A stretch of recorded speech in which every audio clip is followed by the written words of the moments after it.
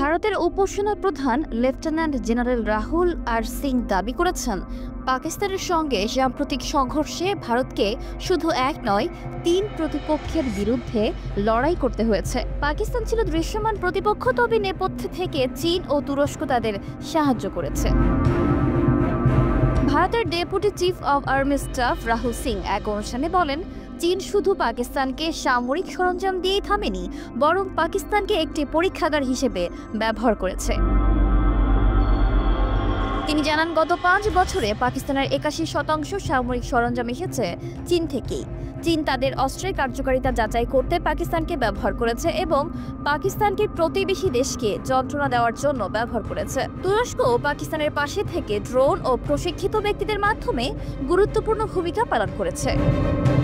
রাহুল সিং আরও বলেন, চীন স্যাটেলাইট ব্যবহার করে সামরিক তথ্য পাকিস্তানকে নিয়মিত সরবরাহ করেছে।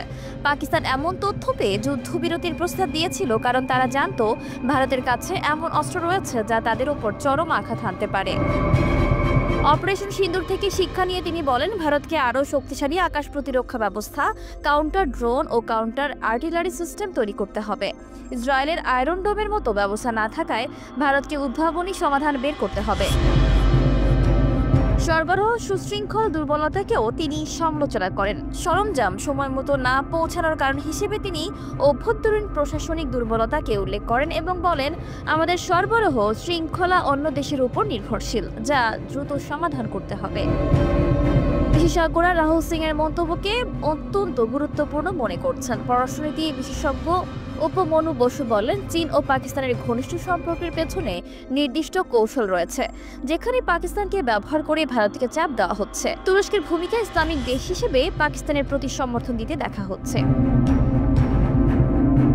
অবসরপ্রাপ্ত উইং কমান্ডার প্রফুল্ল বক্সি বলেন, চীনের আগ্রহ হলো পাকিস্তান যদি ভারতের ক্ষতি করতে পারে তাহলে তারা বাণিজ্যিক লাভবান হবে। এছাড়া সরবরাহ শৃঙ্খলার দুর্বলতা দীর্ঘদিনের সমস্যা, যার একমাত্র সমাধান হলো ভারতীয় সামরিক সরঞ্জাম নিজ দেশে তৈরি করা। এই বক্তব্যগুলো সাম্প্রতিক ভারত পাকিস্তান উত্তেজনার পটভূমিতে গুরুত্বপূর্ণ এবং ভবিষ্যতে ভারতের প্রতিরক্ষা নীতিতে প্রভাব ফেলবে বলে মনে করা হচ্ছে।